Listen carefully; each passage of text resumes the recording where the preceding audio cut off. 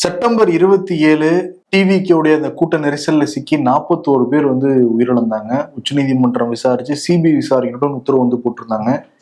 CBI அதிகாரிகள் அந்த ஸ்பாட்டுக்கு அந்த மக்கள்கிட்ட விசாரணை பண்ணாங்க.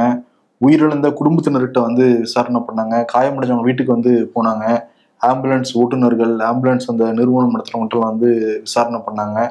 இப்ப சென்னையில இருந்து விசாரணை பண்ணிக்கிட்டு இருக்காங்க. நேத்து பாக்குறப்ப 2ஆம் கட்ட தலைவர்கள் டிவிகேவோட புசி ஆனந்த், ஆதவ் அர்ஜுனா, நிர்மல் குமார் அப்படின்ட்டு ஒரு 5 பேரை கூப்பிட்டு விசாரிச்சிருக்காங்க.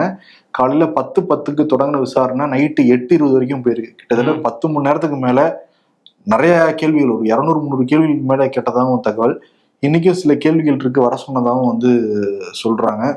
ஆனா சிபிஐ இந்த வழக்கை ரொம்ப வேகமா விசாரிச்சுட்டு இருக்காங்கிறது தெரியுது. பல வழக்குகளுடைய வேகம் விசாரிப்பாங்க, பட் அறிக்கை கொடுக்கல ரொம்ப தாமதம் ஏற்படுத்துவாங்க. பட் விசாரிச்சுக்கிட்டு இருக்காங்க.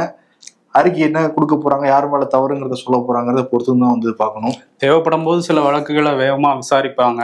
பட் இந்த வழக்கு உண்மையிலே ஒரு முக்கியமான வழக்கு தான். நீதி கிடைக்கணும் அப்படின்னு தான் அந்த 41 குடும்பங்களும் நினைச்சிட்டு இருக்கிறாங்க. ஆமா, இன்னொரு பக்கம் தாவேக்கால யாரோ ஒருத்தர் என்ட்ரி கொடுக்க ட்ரை பண்றாராமே. ஆமா, நவம்பர் 2க்குள்ளார லாஸ்டா வெளியே வந்தாப்புல செங்கோட்டையன்.